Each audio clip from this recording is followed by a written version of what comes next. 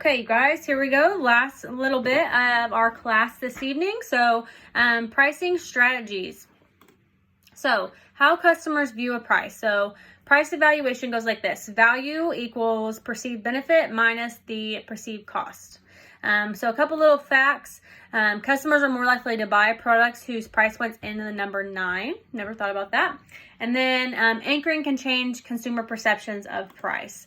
So when we're talking about pricing strategies, we need to consider 3 things: profit-oriented pricing, competitor-oriented pricing, and then customer-oriented pricing. Profit-oriented pricing. So it focuses on the finances of the business and the product. So profit equals revenue minus price. Very simple, straightforward. Price per product is set higher than the total cost of product and selling costs. So ensures company makes a profit on each sale. Risks with this, profit-oriented pricing model. Customers don't care about a company's cost. Competitors can undercut your pricing, and then it limits your flexibility with your pricing. So price sensitivity question. So at what price would you consider the product to be priced so low that you would feel the quality wouldn't be very good? And then what price would you consider the product to be too expensive that you wouldn't consider buying it? At what price would you consider the product starting to get expensive such that it's not out of the question, but you would have to give it some thought before buying it? And then at what price would you consider the product to be a bargain, a good buy for the money? Okay, so there's a nice little chart there on slide 7. Other pricing strategies. So profit objective, for example, increase net profit in 2016 by 5%. And so you're going to adjust your prices as you're working towards that goal. And then competitive objective, for example, capture 30% of the market share in the product category.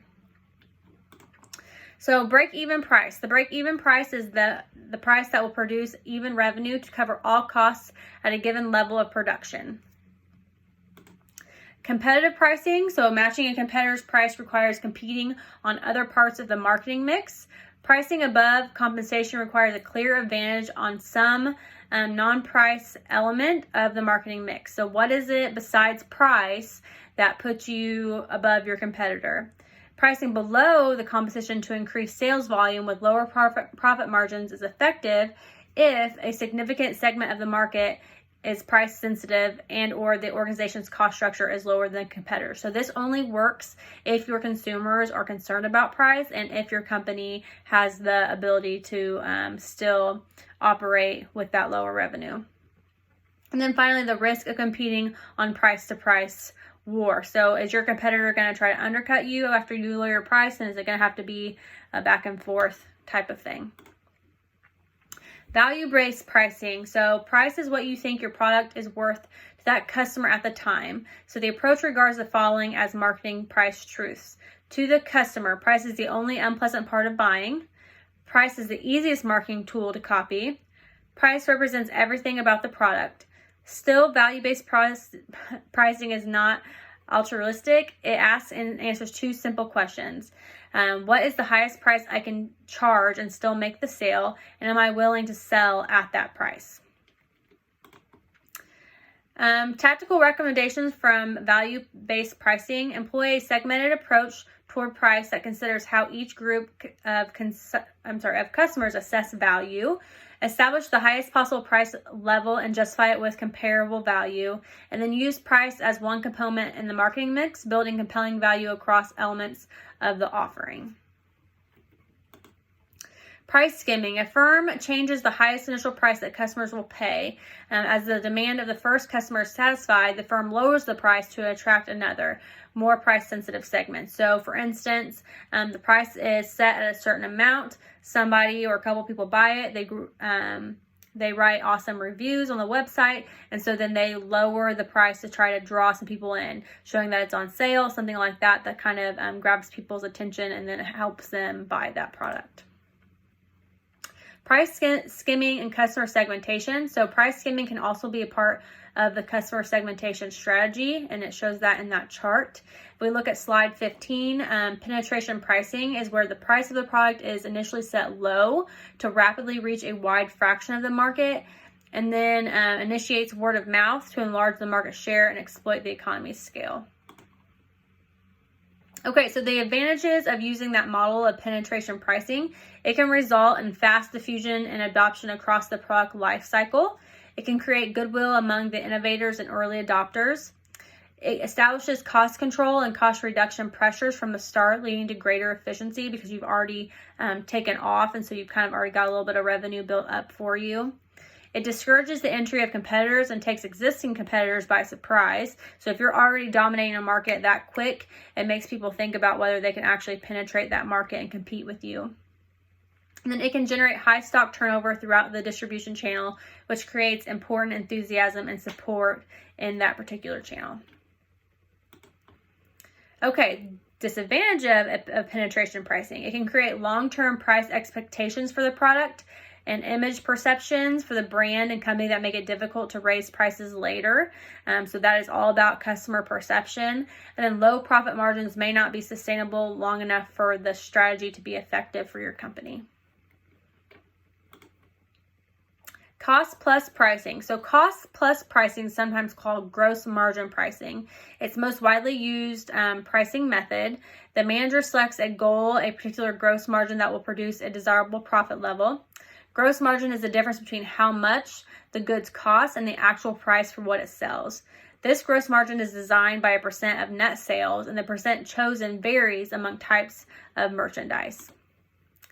A markup. So when a middleman uses the term markup, they are referring to the difference between the average cost and price of all merchandise in stock for a particular department or an individual item.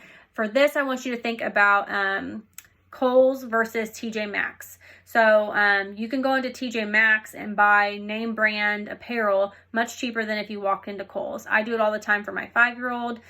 So I can go in there and buy him Under Armour, Nike, pants, shorts, sweatshirts for almost half the cost of what I would pay full price at a regular department store.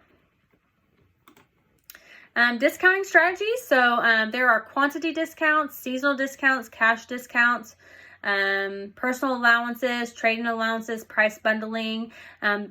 You can think about how you've probably used this in some way or form. So buy one, get one half off. Cash down discounts would probably most likely happen in like the automotive industry. Personal allowances, so rewards to salespeople, also probably in the car industry. Quality discounts, seasonal discounts. So if maybe you buy a product that's off season, you're going to get a big discount on that. Christmas trees, it's a good example.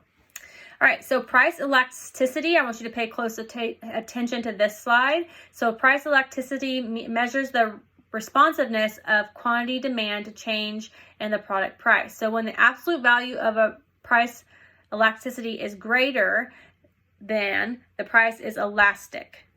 When the absolute value of the price elasticity is less than, the price is inelastic. So what determines this? Substitutes, absolute price, importance of use, and then competitive dynamics. Competitive bidding. So a competitive bid is a procurement process in which bids from competing suppliers are solicited. So this is trying to get your costs down. It advertises the requirements and specifications of solutions and invites suppliers to provide a proposal about how they will meet the need and at what price. And then it gives an opportunity to tailor pricing for a specific customer's needs. Don't compete on price alone. So price is not a sustainable competitive advantage all on its own.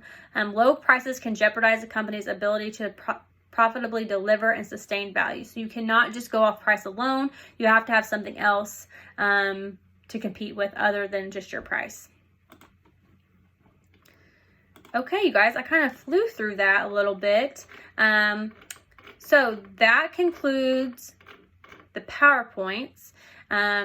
Please take time to ask me any questions that you might have, especially over that third set of PowerPoints. It was pretty lengthy. You guys have a lot of assignments to do this week, so let me know if there's anything I can do to help. You guys are doing a great job. Keep it up, and I believe everything is graded at this point. So I will check in on that again tomorrow. I did work on it a little bit today, and it looked like everything was done. So if you have any questions, let me know, and I hope you guys are having a great evening.